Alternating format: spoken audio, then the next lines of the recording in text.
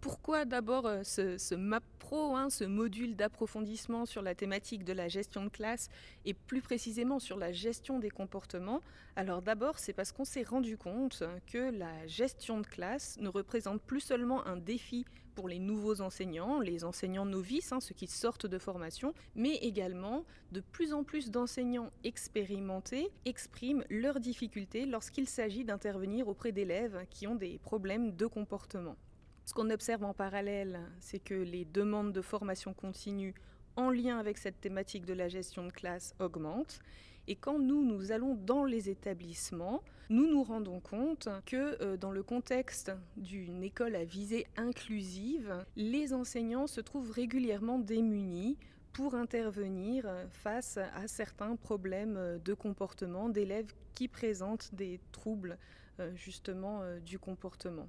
Donc c'est vraiment de ces besoins-là, de ces besoins qui ont émergé du terrain, mais aussi parce qu'on est vraiment convaincu que les compétences professionnelles, notamment celles en gestion de classe, elles se construisent tout au long de l'exercice du métier, de la profession enseignante, que nous proposons aujourd'hui, cette nouvelle formation, ce module d'approfondissement qui va s'intéresser à la thématique de la gestion des comportements en contexte hétérogène. L'idée, c'est vraiment de proposer des allers-retours réguliers sur toute l'année entre partage de ressources, expérience sur le terrain et confrontation entre pairs. Concrètement, qu'est-ce que ça va donner ? On va demander aux participants et aux participantes d'exprimer leurs préoccupations. Qu'est-ce qui aujourd'hui, en lien avec cette question bien sûr de la gestion de classe et de la gestion des comportements, qu'est-ce qui les préoccupe? Sur quoi ils ont envie de travailler? Et à partir de ces préoccupations, on va créer des petits groupes d'analyse stables, c'est-à-dire avec les mêmes participants et participantes, mais aussi avec le même ou la même formatrice, sur toute l'année. Et dans ces groupes, ils vont être amenés à réfléchir à leur propre activité sous forme d'enquête collaborative. C'est-à-dire qu'ils vont réfléchir, essayer d'enquêter sur leur propre activité en classe.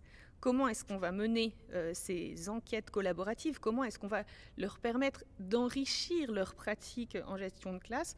Bien sûr, en amenant quelques apports liés aux dernières recherches en gestion de classe, mais surtout, on va partir de leur situation de classe, les situations réelles qu'ils vivent dans leur classe.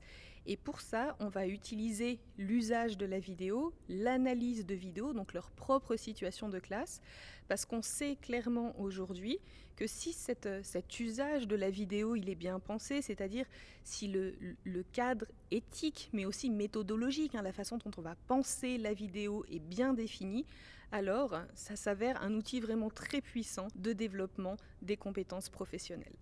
Cette formation qui est un peu plus longue que les autres formations continues qu'on propose habituellement, elle se déploie sur 6 journées à la HEP avec justement ces allers-retours qui viendront du terrain et les analyses, les apports qu'on va pouvoir réaliser en groupe à la HEP.